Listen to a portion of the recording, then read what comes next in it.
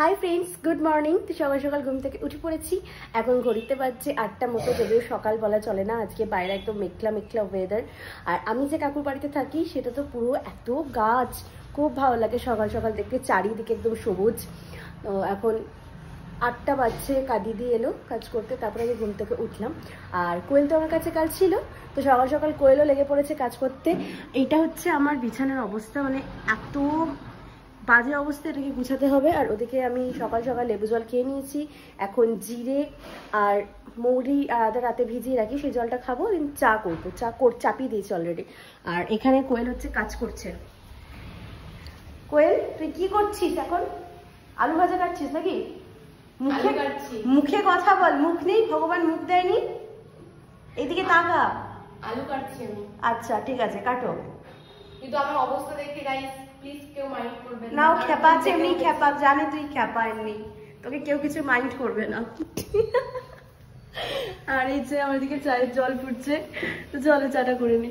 হচ্ছে আমার জিরে মুড়ি আদার জল। আর এখানে আমার চা অলরেডি হয়ে গেছে। এখন কিছুদিন শরীরটা আমার একটু খারাপ, সেই জন্য এক্সারসাইজ সব বন্ধ করে দিতে হয়েছে। সেটাও আবার স্টার্ট করবো খুব তাড়াতাড়ি।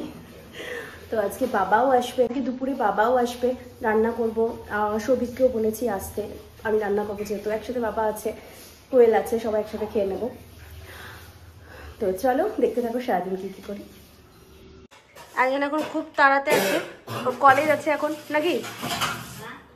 বাপরে তুমি একটু বলো যে আমাকে রেডি হতে দিলে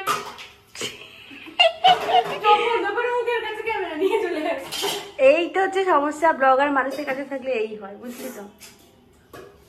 কি করবি, আলু ভাজবি নাকি? আলু ভাজা ভুলে গেলি নাকি ব্লগের জ্বালায়? হ্যাঁ, আলু ভাজা ভুলে গেলাম ব্লগের জন্য। ঠিক আছে, এই দেখ কত সুন্দর চা করেছি, দেখ তুই শুধু। মাল্টি ট্যালেন্টেড পার্সনই পারি।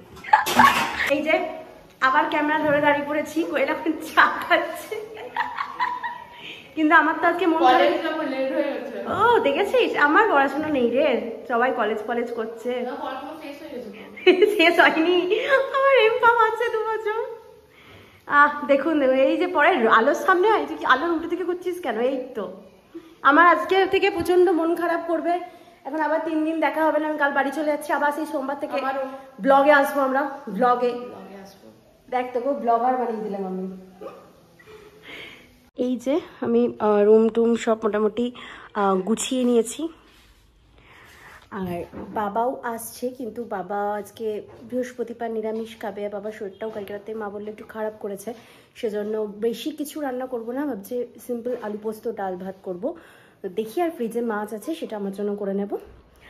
তো এইদিকে হচ্ছে ফুলকপি আলু দিয়ে পোস্ত, আর এখানে হচ্ছে মুগের ডাল, এখানে ভাত অলরেডি হয়ে গেছে। আর আমার জন্য মাছটা করলেই হয়ে যাবে। তো এদিকে আমার পোস্ত ডান, ইচ্ছে ফুলকপি আলু পোস্ত, মুগের ডালও হয়ে গেছে। আর বাবা বললো একটু চা খাবে, তো সেজন্য এখন আমি বানাচ্ছি হচ্ছে একটু লেবু চা। বাবা যেহেতু দুধ চা খায় না, কিন্তু আমি দুধ চা খাই, আমি লেবু চা খাই না, লিকার চা খাই না আমি। বাবার জন্য শুধুমাত্র করছি লেবু চা। তো এই যে এখন মাছগুলো ভেজে নিচ্ছি। তো মাছগুলো ভাজার পর এটা সর্ষে পোস্ত হবে। আমার আজকে একটু বললামই যে একটু কাজ আছে, বাড়িতে ইলেকট্রিকের কাজ হচ্ছে। তো এই সর্ষে পোস্তটা হয়ে যাওয়ার পর, মানে ভাত তো সব হয়ে গেছে, তরকারি, তারপর সবাই খেতে দিয়ে দেবো। বাবা, সৌভিক, আমি সবাই একসাথে খেয়ে নেবো। চলো এটা বানাই, তারপর দেখাচ্ছি।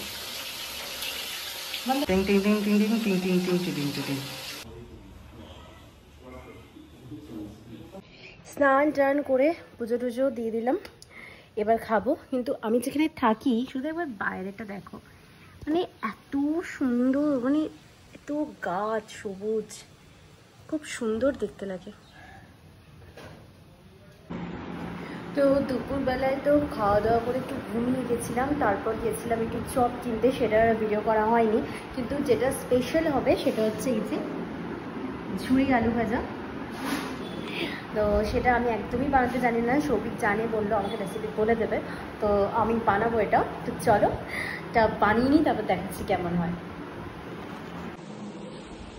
তো এখানে হচ্ছে এখন ঝুরঝুরে আলু ভাজা।